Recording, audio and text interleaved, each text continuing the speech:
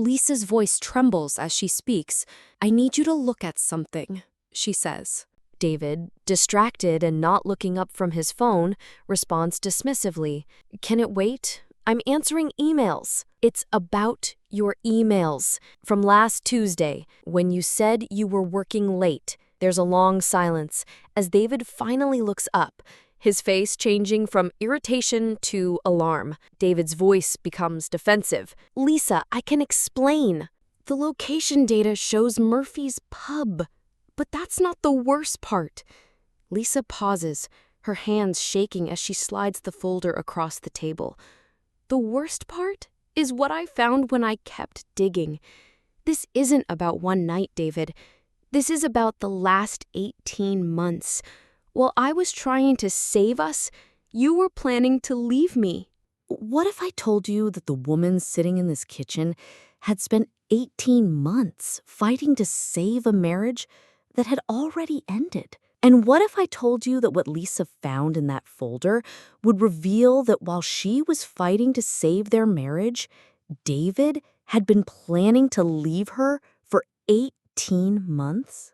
This is the story of Lisa Martinez, a woman who discovered that sometimes the greatest act of love is knowing when to stop fighting. But first, she had to uncover a truth that would shatter everything she believed about herself. Lisa opened the folder expecting to find evidence of an affair. Instead, she found evidence of something far more systematic. David had been planning his exit for months. "Bank statements, David. 18 months of transfers to an account I didn't know existed." David, caught off guard, stammers, "Lisa, it's not what you think. It's exactly what I think. While I was planning our future, you were planning your exit strategy." But this was just the beginning of what Lisa would discover. Lisa Martinez had always been a fighter, the kid who never gave up on anything, mastering piano, getting into her dream college, building a successful marketing career. Her persistence had served her well. It landed her this beautiful home, her dream job, and what she thought was the perfect marriage to David. For the first 5 years, everything seemed picture perfect. David was charming, ambitious, and shared her dreams of building a life together. They bought their first house, traveled to Europe, and welcomed Emma into the world. Lisa remembered thinking she had cracked the code on happiness. But somewhere in year 6, David started pulling away. What Lisa didn't know was that 18 months ago, while she began desperately trying to reconnect with him, he had already started planning his escape. While Lisa was researching marriage counselors, David was researching divorce lawyers. "Jacobson, Mitchell and Associates. Thank you for your consultation regarding custody arrangements and asset division. David, this is dated 6 months ago. I was just gathering information." "Information for what? The marriage you are pretending to save?" The man she was fighting to save had already calculated the cost of leaving her. It started small. Lisa began researching marriage advice online, reading books with titles like How to Affair-Proof Your Marriage and The 5 Love Languages. She convinced herself that if she just learned the right techniques, applied the right strategies, she could bring back the man she fell in love with. Maybe he needs more physical affection. So she started greeting him at the door with hugs, leaving little love notes in his briefcase, planning surprise romantic evenings. David would go through the motions, but Lisa could feel his discomfort. It was like hugging someone who was already walking away. When that didn't work, she shifted tactics. Maybe he needs space and admiration, she reasoned. So she stopped initiating physical contact, started praising his work achievements more, and gave him guys' nights out without complaint. But the distance only grew wider. Dr. Chen asked David what he hoped to gain from therapy. His answer broke Lisa's heart, but what she found out later destroyed her trust completely. "You contacted Dr. Chen before our first session. You told her you wanted therapy to prove our marriage was unfixable, not to fix it. That's not exactly... Every session I thought was bringing us closer together was actually you building your case for why we should separate. Lisa realized she had been performing for a judge who had already made his verdict. The Denver job offer seemed like fate, a chance for a fresh start. But when Lisa started packing, she found something that revealed David's true feelings about their marriage. Lisa stares at the evidence, her world crumbling. But even faced with proof of David's planning, she can't let go. The transfer request. You submitted it 6 months before you ever mentioned Denver to me, before our marriage problems had even surfaced. Lisa, please, David pleads. You made this huge life decision without me. You never saw this as something we'd decide together. David's silence confirms everything. On their last night in their old house, Lisa found David in Emma's empty room. She thought he was emotional about leaving. His words shattered her completely. David looks around the empty room with relief in his voice. I should have done this years ago. I've wasted so much time. David, we all have mixed feelings about moving. Lisa tries to comfort him. I'm not talking about the move, Lisa. I'm talking about this, us. I should have ended this years ago. That's when Lisa finally understood what she had been denying. She hadn't been fighting to save her marriage. She'd been fighting to save an illusion. But even in this devastating moment, Lisa couldn't let go. She had invested everything in this marriage. She chose to believe that if she just tried harder, loved better, became the wife he needs, she could win him back. The move becomes her last desperate attempt. Not because Denver will change anything, but because she refuses to accept defeat. Lisa's internal reasoning echoes through her mind. If I don't go, it's over for sure. If I go, maybe I still have a chance. And now she was about to move 1,000 miles from home, participating in her own emotional destruction. The next 3 months were a blur of logistics and sacrifice. Lisa resigned from her dream job, sold their house, and uprooted Emma from the school where she'd just started making friends. She told everyone, her parents, her friends, Emma, that this was an exciting adventure for the family. But inside, she felt like she was disappearing. Denver was supposed to be their fresh start, but it felt more like a beautiful prison. Their new house was bigger, more expensive, and completely soulless. David threw himself into his new role with renewed energy, working even longer hours than before. Lisa struggled to find work in a city where she had no connections, no reputation, and no confidence. In Denver, David became even more emotionally distant. He seemed to go through the motions of their conversations without really being present. "How was your day?" Lisa asks, with hope in her voice. "Fine," David responds flatly. "I found a great Thai place for dinner. Want to try it?" "Whatever you want." "David, talk to me, please. I don't know what you want me to say." Lisa realized she preferred the fighting. At least when they fought, she existed to him. Lisa tried to make friends in Denver, but found herself declining invitations. "I should probably stay home with David tonight. He's been working so hard, and I don't want him to feel abandoned." Lisa began isolating herself, convinced that if she just focused entirely on David, she could somehow love him back to life. While unpacking boxes in Denver, Lisa found a photo that stopped her cold. Lisa discovers a phone photo of David at a company party where he's laughing genuinely with coworkers. Lisa speaks to herself with painful realization. When was the last time I saw him laugh like that with me? She scrolls through more photos, seeing David animated, engaged, and alive with everyone except his family. The man she was fighting to keep was already gone. She was just the last one to know.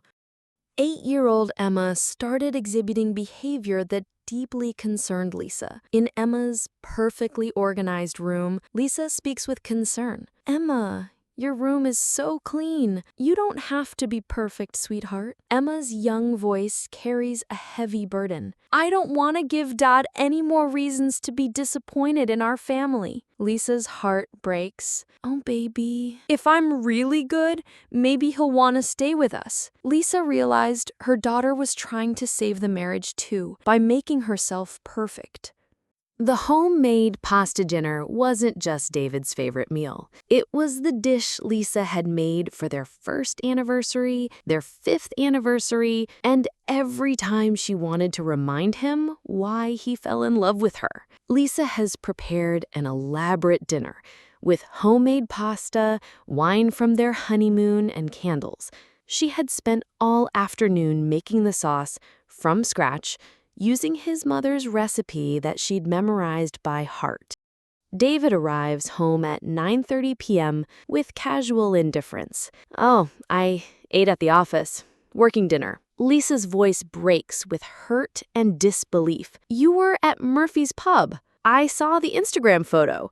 You lied to me. There's a long silence. David looks at the elaborate spread with cruel dismissal. You know what, Lisa? I was never really that fond of pasta. Without another word, David turns and walks away, leaving Lisa alone with the ruins of her effort. They sat at opposite ends of their expensive couch in their beautiful house that felt like a museum.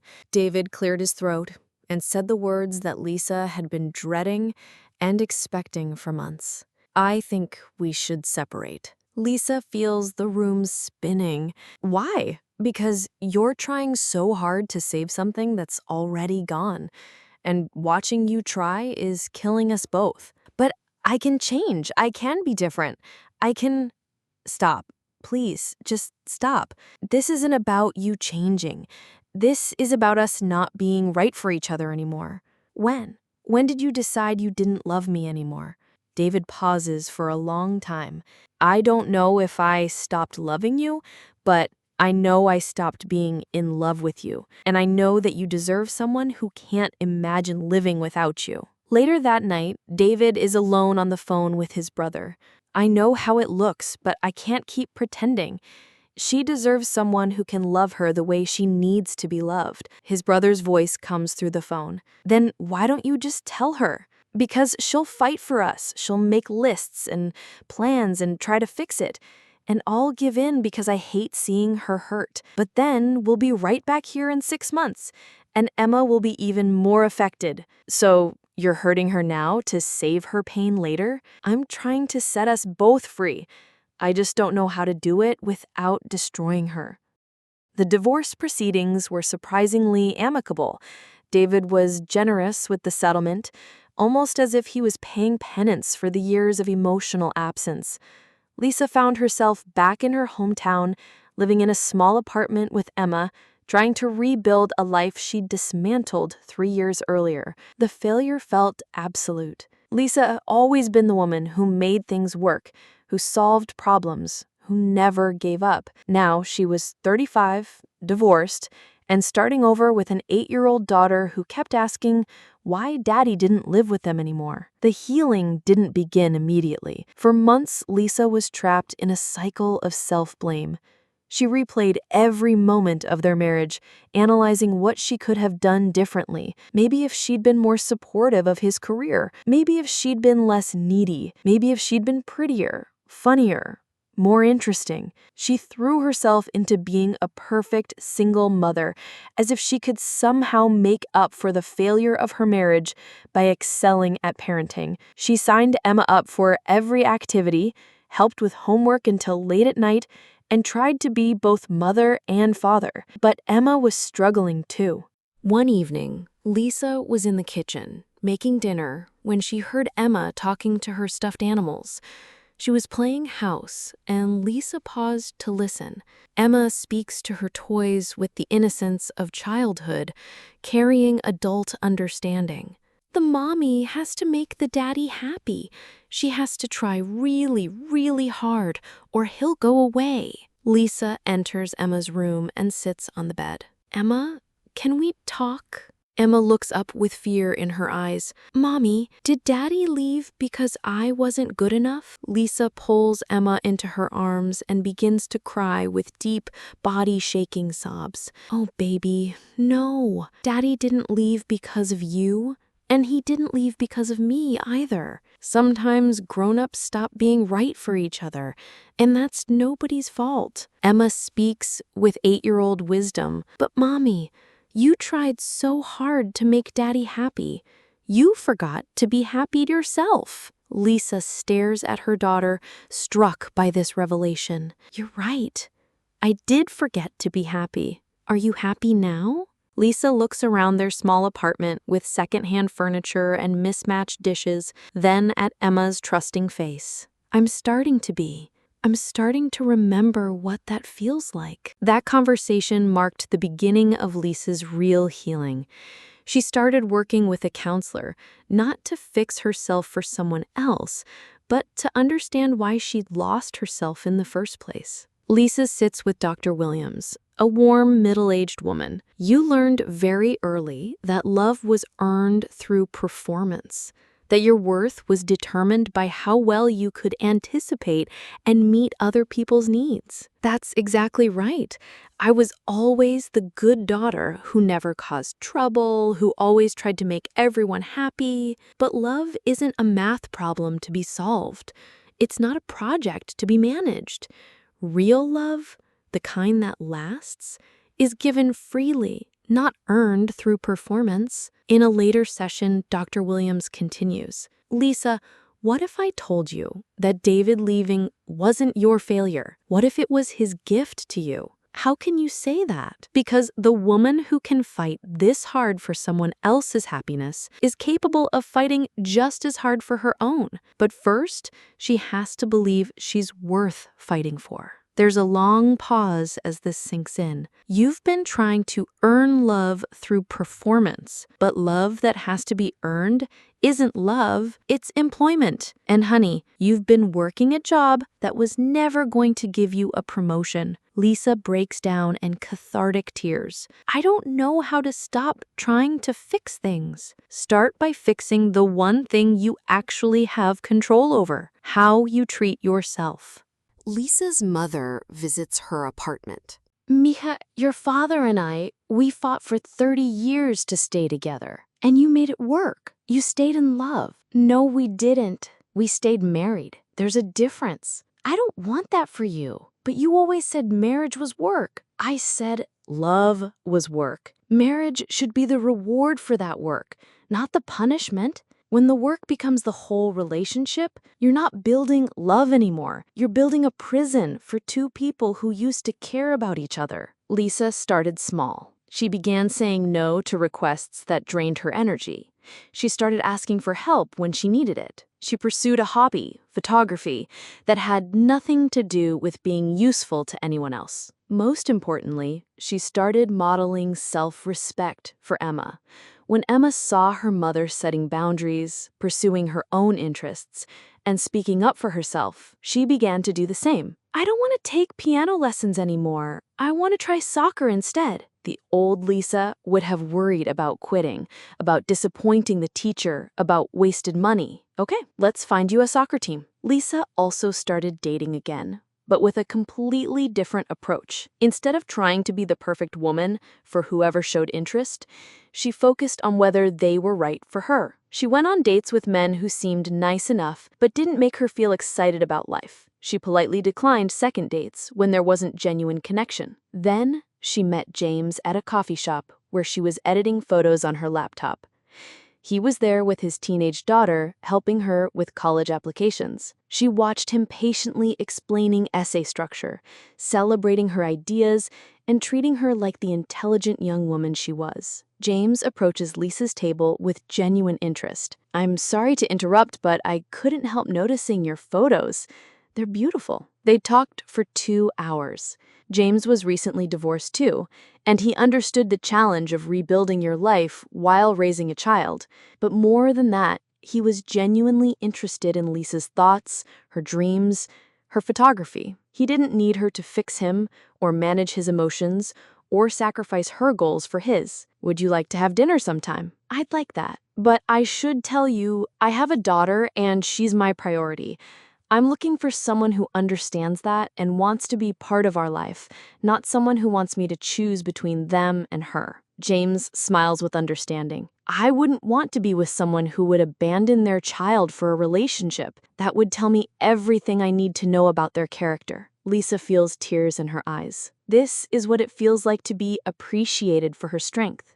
2 years later, Emma is now 12. James and Emma are working on a science project together. Your mom mentioned you like astronomy. Yeah, but I'm not very good at math. Well, the cool thing about stars is they don't care if you can calculate their distance.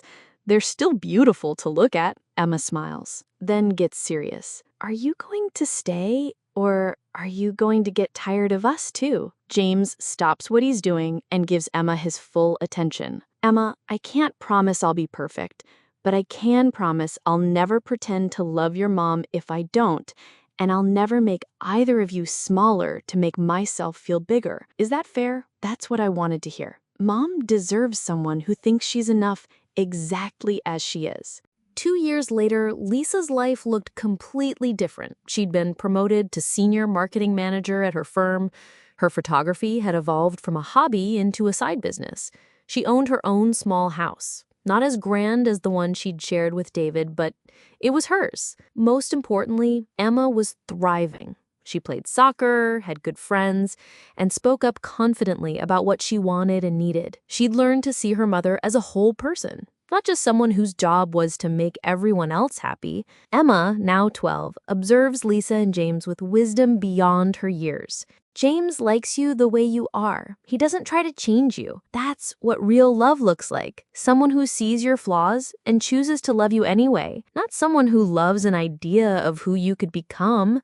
Lisa's best friend Sarah visits them. Do you regret it? The marriage, the move, all of it? Lisa watches James and Emma in the backyard with contentment. I regret losing myself, but I don't regret the journey that led me back to myself. I needed to learn the difference between fighting for love and fighting for the illusion of love. And what's the difference? When you fight for real love, you're fighting together. When you fight for an illusion, you're fighting alone.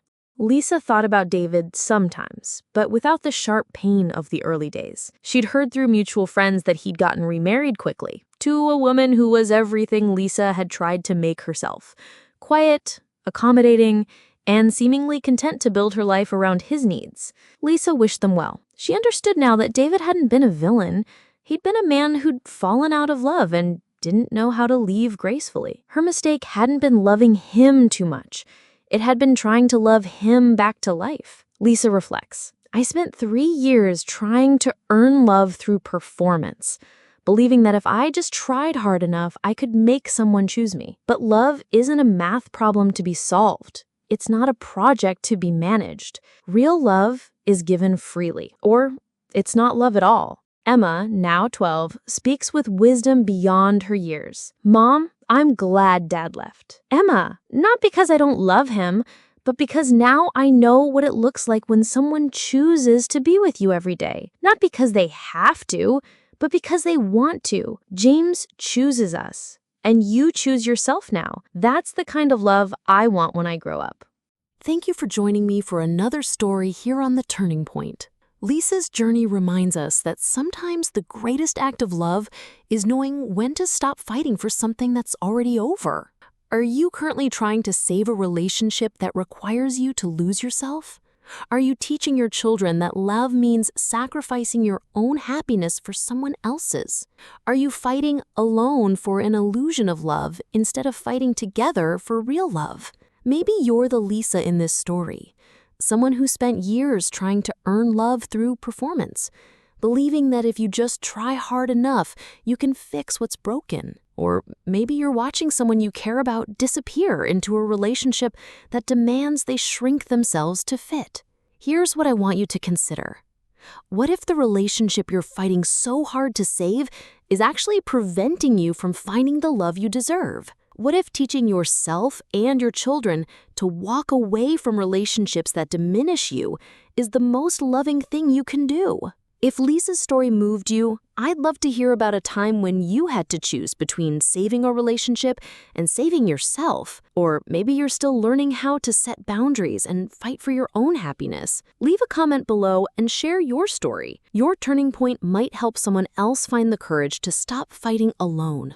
Don't forget to like this video if Lisa's journey resonated with you, and subscribe for more weekly stories where losing ourselves leads to finding ourselves, where failed relationships become successful self-discovery, and where the end of one chapter becomes the beginning of our greatest story. Sometimes the most loving thing you can do is let go. Sometimes the strongest thing you can do is walk away. And sometimes the greatest victory comes not from winning the battle, but from realizing it was never your battle to fight. I'll see you in the next video.